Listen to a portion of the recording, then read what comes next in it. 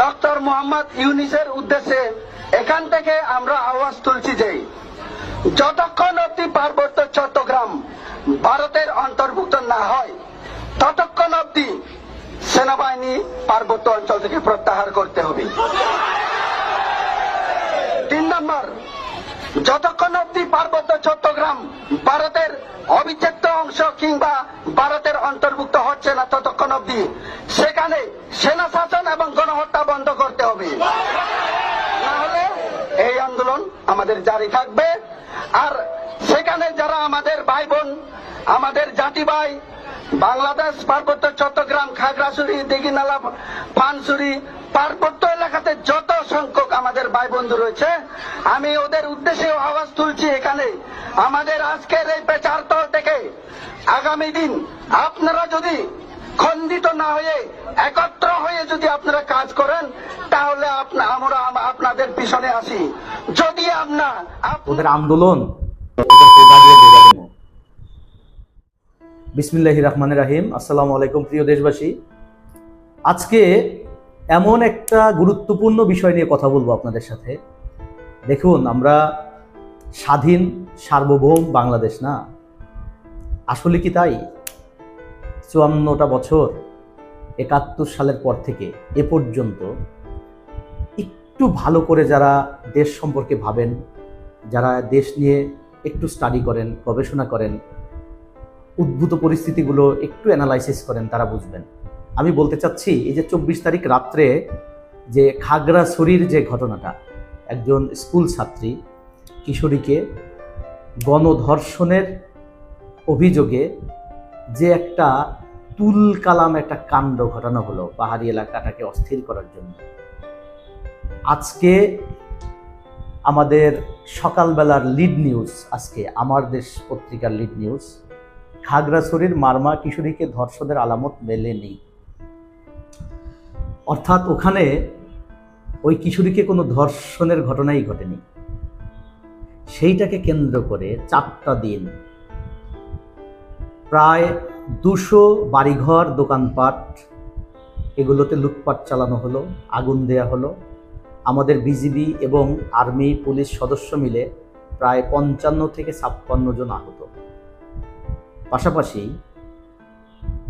এই যে আপনার এনজিওগুলোতে আগুন দিলেন, ভাঙচুর করলেন, দোকানপাটগুলো লুট করলেন, ভাঙচুর করলেন, এই যে জম্মু ছাত্র ফ্রন্ট, এইটার নামে সবগুলো তো ভাই ইউডিএফ এর সদস্য ভাই, এগুলো গিয়ে আপনারা স্বীকারও করলেন, আপনাদের নেতাদের কাছে গিয়েই স্বীকার করলেন। 6 জন গেছেন নালিশ নিয়ে, সে ভিডিও আমাদের কাছে এসছে। 6 জনই ইউডিএফ এর সদস্য। এখন এই যে এই ছেলেটার যে ভিডিওটা, যেটা দিয়ে আমি ভিডিও শুরু করলাম, উনি কি বলতেছে? উনি বলতেছে ততক্ষণ পর্যন্ত আন্দোলন চলবে যতক্ষণ পর্যন্ত পার্বত্য চট্টগ্রামকে ইন্ডিয়ার পার্ট ঘোষণা করা না হবে এবং এখান থেকে আর্মির ক্যাম্প, সেনাবাহিনীকে প্রত্যাহার না করা হবে। আপনি কি চিন্তা করছেন ওদের স্পর্ধাটা কোথায় চলে গেছে? 54টা বছর আমরা 71-এ মুক্ত হয়েছি পাকিস্তানিদের কাছ থেকে, মুক্ত হয়ে এই আওয়ামী মুজিব বাহিনী, এরা আমাদেরকে ইন্ডিয়ার পার্ট বানিয়েছিল। এই দেশের রন্ধ্রে রন্ধ্রে, শিরায় উপশিরায় ভারতের গোয়েন্দা সংস্থা, ভারতের বীজ, আওয়ামী লীগের নাম করে এই দেশে ঢুকানো প্রত্যেকটা জায়গায়। যখন কিনা ভারতের আসাম, ত্রিপুরা, পশ্চিমবঙ্গ যখন কিনা আন্দোলন ফুঁসে উঠেছে, মিজোরাম সহ যখন স্বাধীনতার আন্দোলন ফুঁসে উঠেছে, এটা একটা পরিকল্পিত একটা দাঙ্গা বাজানোর চেষ্টা করা হয়েছে ভারতের দ্বারা।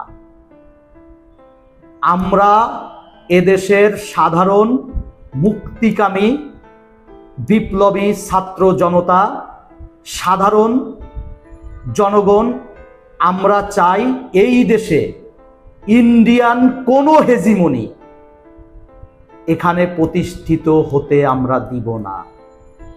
এই দেশে প্রয়োজনে ইন্ডিয়ার বিরুদ্ধে আরেকটা যুদ্ধ করব আমরা। আমার দেশের 1 ইঞ্চি মাটি নিয়ে, আমার দেশের 1 টাকার সম্পদ নিয়ে তাদেরকে দিল্লিতে বসে সিনিমিনি খেলতে দিব না। ভাই, আমি তো জানতাম তোরা স্বাধীনতা চাস, তোরা যে ইন্ডিয়ার সাথে যুক্ত হওয়ার জন্য যে তোরা এগুলো করছিস সেটা তো তোদের মুখ থেকেই স্পষ্ট।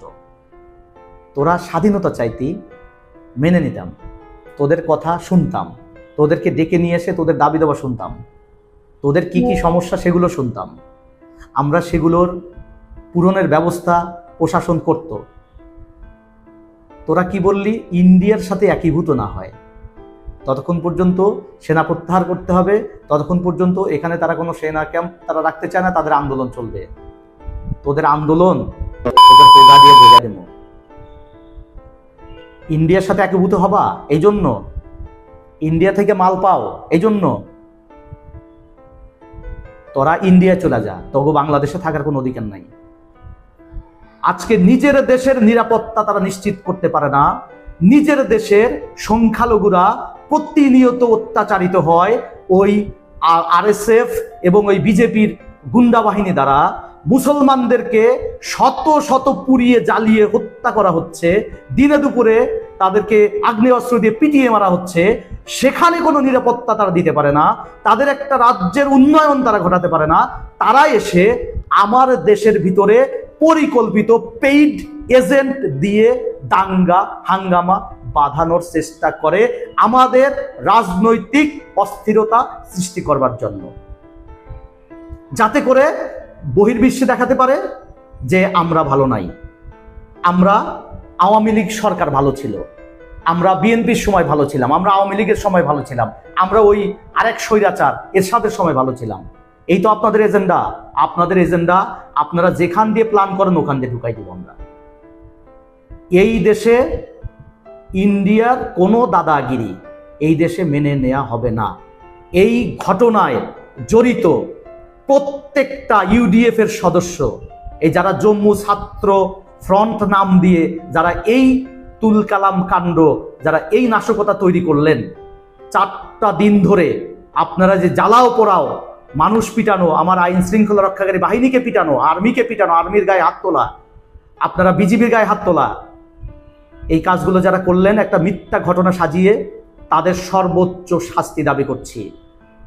যথাযথ সুষ্ঠু তদন্ত সাপেক্ষে যারাই এই ঘটনার সাথে জড়িত, সেটা ইন্ডিয়ার হোক, সেটা আমেরিকান হোক, সেটা যে দেশেরই হোক, বার্মার হোক, যে দেশের হোক, আমরা সর্বোচ্চ শাস্তি দাবি করছি। এবং আমি সাধারণ জনগণের পক্ষ থেকে আমাদের পার্বত্য চট্টগ্রামে অন্তত 3টা জেলা মিলে 3×7=21টা আর্মির স্থায়ী ক্যাম্প এবং কমপক্ষে 3টা ক্যান্টনমেন্ট অতি জরুরি স্থাপনের দাবি জানাচ্ছি।